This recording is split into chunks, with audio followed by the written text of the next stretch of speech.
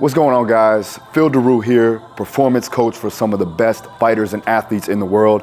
And today, I'm gonna go over footwear and why it's important for body mechanics. Let's get into it.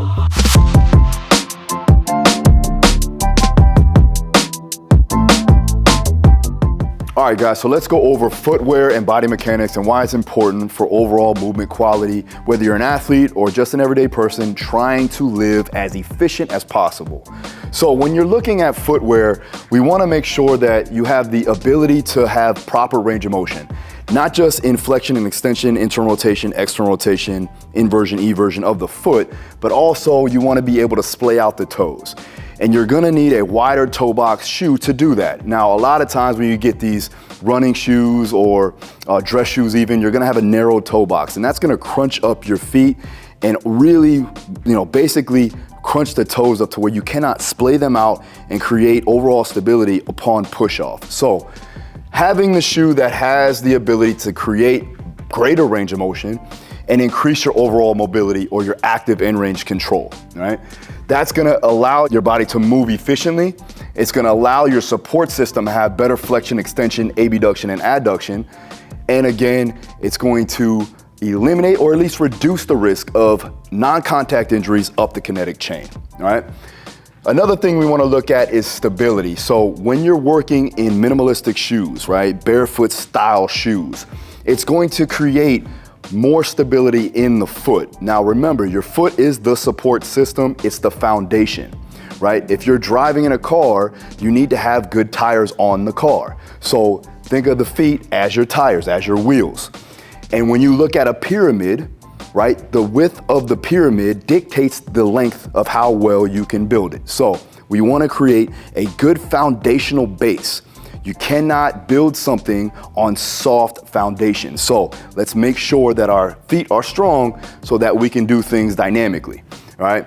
So building the stability and the strength is important. Also, once you've created that stability and the strength of the foot, and you're walking in these minimalistic barefoot style shoes like Vivo, you can now start to work in higher force output. So now, once you have full functioning feet, you can start to work higher dynamic movements, power movements, dynamic plyometrics, running, sprinting, things like that. But you cannot do that without the proper joint prerequisites. When you're talking about flexion, you wanna make sure that your dorsiflexion, or your foot where you drive the toes up to the shin, you have optimal amount. So you need to have at least 10 degrees of dorsiflexion in order for you to be able to at least walk in a proper gait cycle.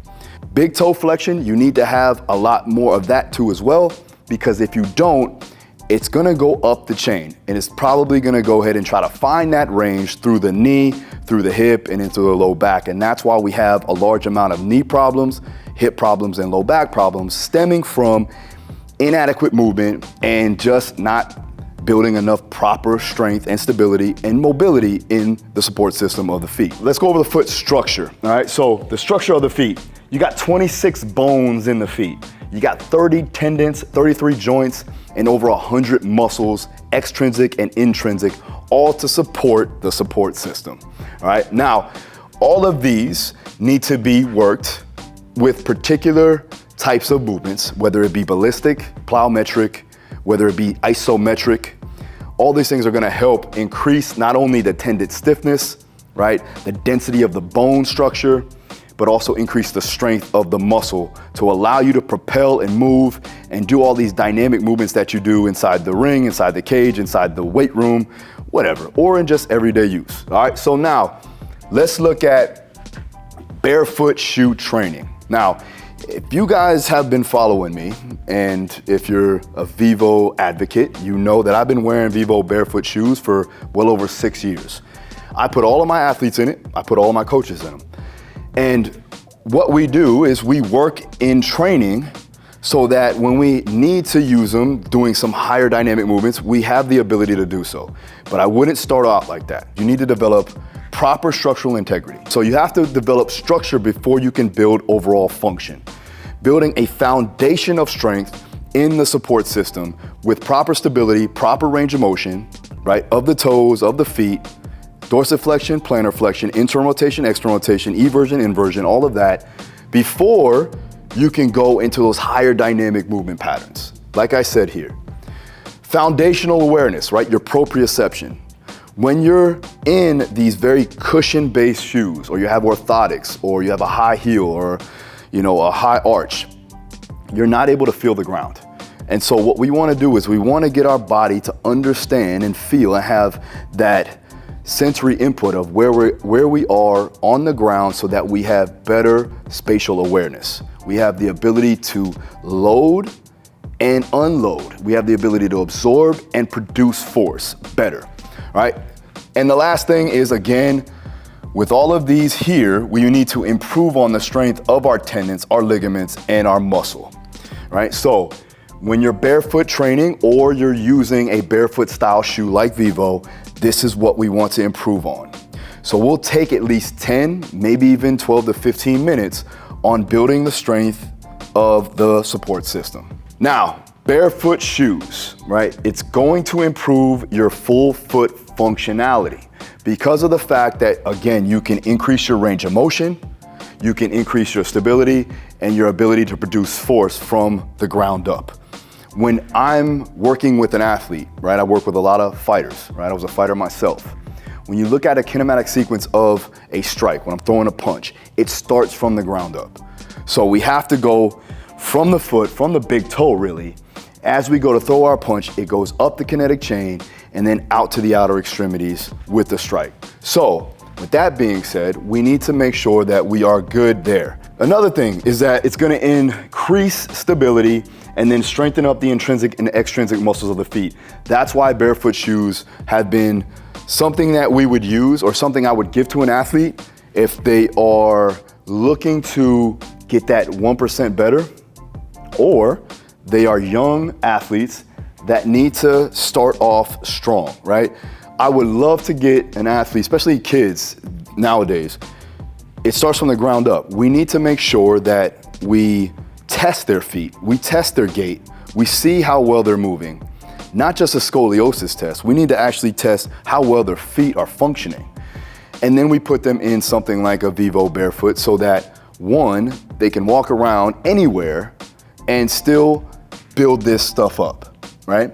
And not be put in vices of shoes that cramp up the toes, that stiffen up the ankles, and then that's ultimately gonna cause issues down the line. It's gonna cause issues in movement, it's gonna cause issues in mobility, and they're gonna compensate in some capacity, which causes injury down the line, okay? Now, keys to a successful footwear. One, first and foremost, you need to have a wide toe box shoe, right? You need to make sure that, let me go ahead and take this off, that the toe box itself, not just the shoe, is wide, right? So we wanna have the ability to be able to splay out the toes as much as possible.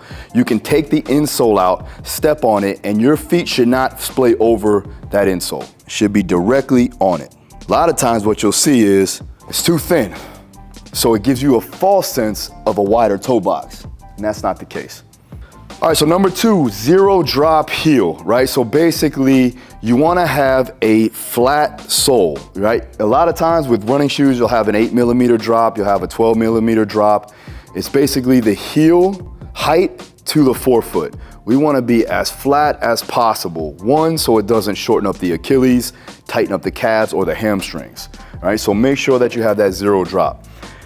And then lastly, you want them to be flexible. You want to be able to basically just fold the shoes entirely up, right? You want your shoes to be flexible. You want to almost have nothing on your feet as you go to walk in everyday life. So again, wide toe box, zero drop heel, and flexibility when you're looking for your shoes. Luckily, Vivo has all of that covered for you. All right, guys, so as you can see, proper footwear is highly important for not only movement, but also just staying healthy, staying a true mover.